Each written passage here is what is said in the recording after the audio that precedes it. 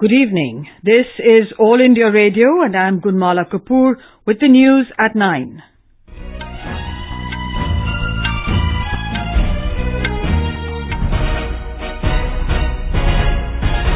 The headlines. India and Bhutan resolve to expand bilateral cooperation. Primary schools across Kashmir Valley set to reopen tomorrow. Home Minister Amit Shah says a historic wrong has been undone by abolishing triple talaq. Heavy rain and landslides disrupt normal life in several parts of the country. Sprinter Hima and Mohammad Anas win a gold each in 300-meter race in the Czech Republic.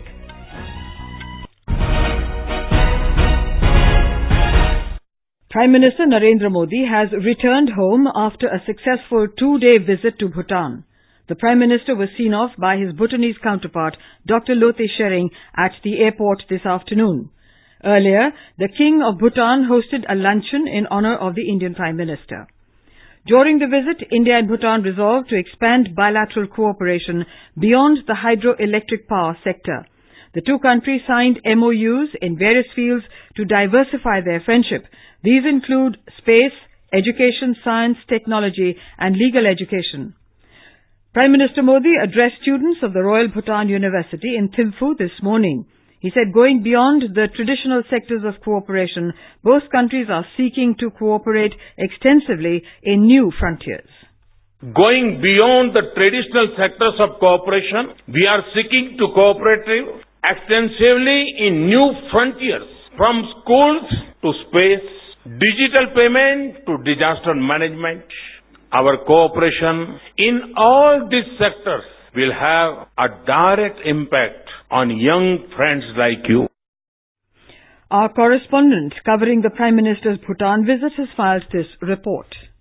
It is hard to believe that a small country tucked in the Himalayas, the size of any small Kasbah in India, when it comes to population, believes more in National Happiness Index than gross national product. Yet, it is one of the fastest growing economies. Prime Minister Modi said at the Royal University in Thimphu that Bhutan has understood the essence of happiness. Bhutan's message to humanity is happiness.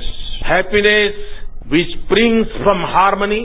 The world can do with a lot more happiness. Happiness which shall prevail over mindless hate. If people are happy, there will be harmony. Where there is harmony, there will be peace. This correspondent got an opportunity to ask the happy country's Prime Minister, Dr. Lote Tshering, about this. The philosophy of gross national happiness is something that we take it very close to our heart. Based on that, the main governance, the principal philosophy behind Royal Government of Bhutan's governance is that we all must coexist. We all must be happy. We all must be helpful. We all must be agreeable to whatever we say. Prime Minister Modi was kind enough to agree to our principle that we all must coexist. One can only hope that the world will understand the essence and power of happiness and harmony. Naseem Naqvi, AIR News, Thimphu. In Jammu and Kashmir, the situation remained peaceful today, barring some minor stray incidents. Briefing media persons in Srinagar, Jammu and Kashmir government spokesperson Rohit Kansal said primary schools will reopen tomorrow in the Kashmir Valley. Besides this, full functionality of government offices across the valley will also be restored. Mr. Kansal said no untoward incident was reported in areas where relaxation was provided.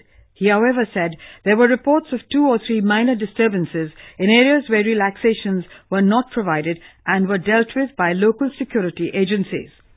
He said 2 persons received minor injuries in these incidents. The spokesperson said the state administration has received reports of hooligans and mischievous elements forcing shopkeepers in certain areas to keep their establishments closed. He said appropriate action will be taken against such elements. Mr. Kansal said the administration will try that landline communication is restored to its full functionality as soon as possible in the Kashmir Valley. Meanwhile, Jammu and Kashmir Director General of Police, DGP, Dilbagh Singh, said the police is maintaining pressure on terrorists to isolate them. In an interview to a news agency, the DGP thanked the people of the state for their cooperation in maintaining law and order. 2G mobile internet services were once again snapped in 5 districts of Jammu region today, a day after the services were restored. According to police sources, the decision was taken to check rumour mongering and to maintain peace and tranquility. More from our correspondent.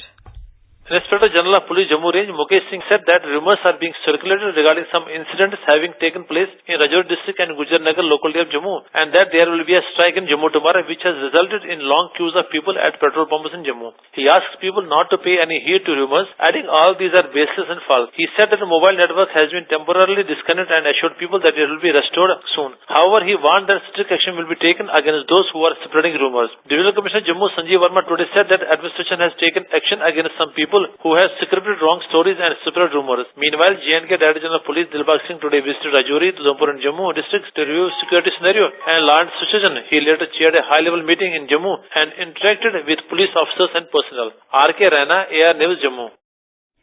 Union Minister Dr. Jitendra Singh today said that Article 370 was the biggest blunder in the history of India and termed its abrogation as an act of redemption, rejuvenation and resurgence.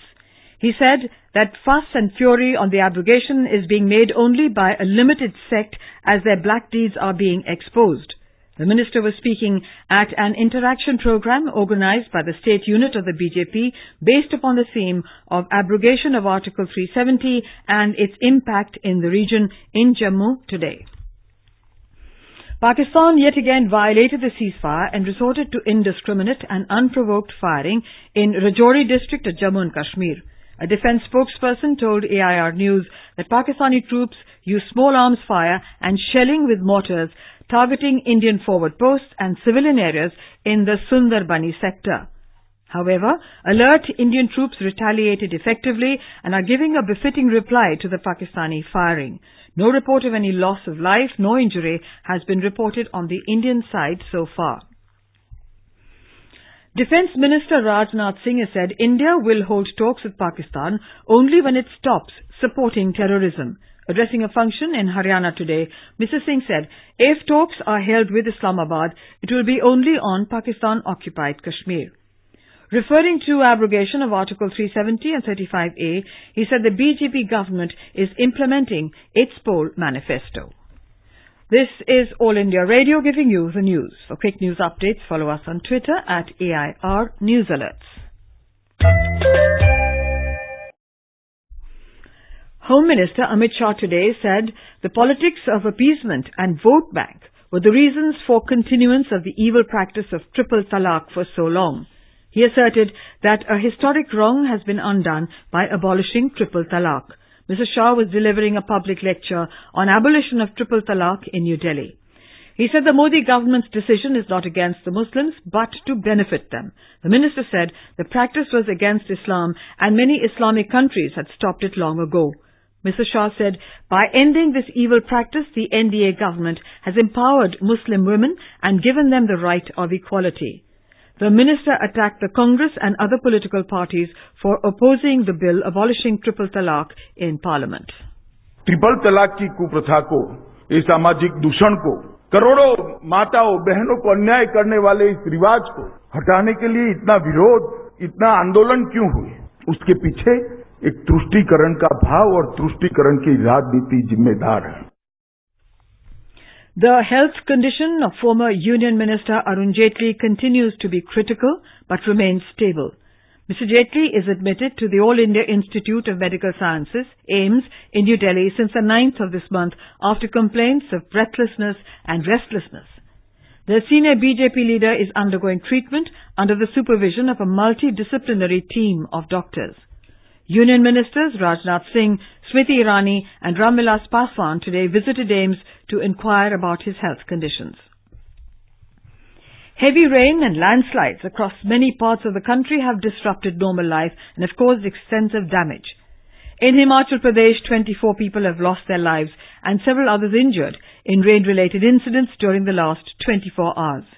The state is witnessing heavy rainfall for the past 48 hours. Interacting with media persons in Shimla today, Chief Minister Jairam Thakur said all deputy commissioners in the state have been directed to keep a close vigil on the situation and to ensure the safety of locals as well as of tourists. In Uttarakhand, at least 8 people are feared dead due to a cloudburst in Uttarkashi district and rain-related incidents in other parts of the state. Our correspondent reports that warning of heavy rain has been issued in Uttarkashi, Dehradun, Chamoli, Pauri, Nainital and Pithoragarh districts for the next 12 hours. In Uttarkashi, following the cloudburst, 5 persons are missing and 3 bodies have been recovered so far. Search and rescue operation is going on for infected areas. 3 other persons also reported dead in rain-related incident in other parts of the state. Incessant rain following landslide has also struck at Char Dham and Kailash Mansarovar Yatra. District authorities have been put on alert following the weather forecast. Raghavesh Pandey, AIR News, Dehradun. The CBI has booked Ratul Puri, nephew of Madhya Pradesh Chief Minister Kamal Nath, in connection with a 354 crore rupee bank fraud case. Official sources said besides Puri, who is a former senior Moza Bear official, 4 other directors of the company have also been booked by the CBI. The government plans to give a debt waiver for small distressed borrowers under the insolvency law framework. The proposed waiver will be offered as part of the Fresh Start provisions under the Insolvency and Bankruptcy Code, the IBC. Corporate Affairs Secretary Injeti Srinivas said discussions have been held with the microfinance industry regarding criteria for the proposed waiver for small distressed borrowers from the economically weaker sections.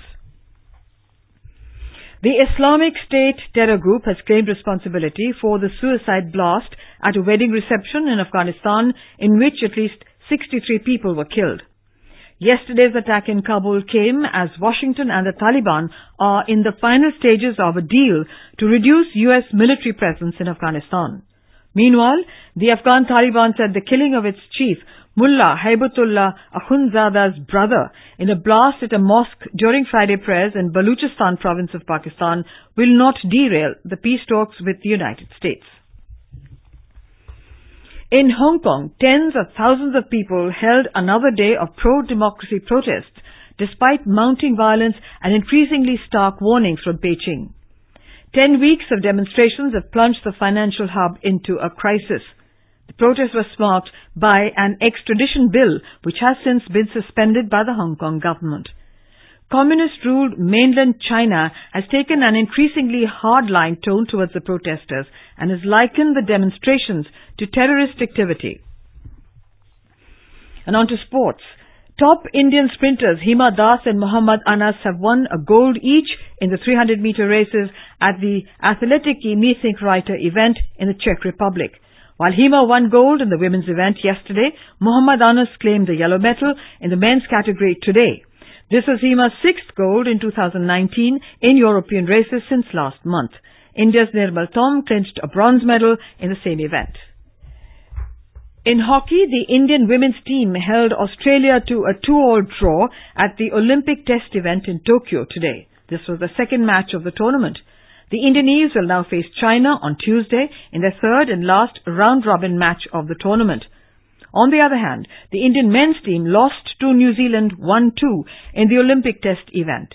India had defeated Malaysia 6-0 in their opening encounter yesterday. A team of 48 Indian contestants who will take part in the World Skills International Competition at Kazan in Russia was given a grand send-off in New Delhi today. The team will participate in 44 skills, including mobile robotics, prototype modeling, hairdressing, baking, welding and car painting at the event from the 22nd to the 27th of this month. Nearly 1,500 contestants from 60 countries will compete in 56 skill competitions. Addressing the Indian team at a ceremony in the capital, Minister for Skill Development and Entrepreneurship, Dr. Mahendra Nath Pandey, said their participation adds to the larger cause of skill development, which is integral to Prime Minister Narendra Modi's vision of a skilled India. And now, before we end the bulletin, the headlines once again. India and Bhutan resolved to expand bilateral cooperation. Primary schools across Kashmir Valley set to reopen tomorrow. Home Minister says a historic wrong has been undone by abolishing triple talaq.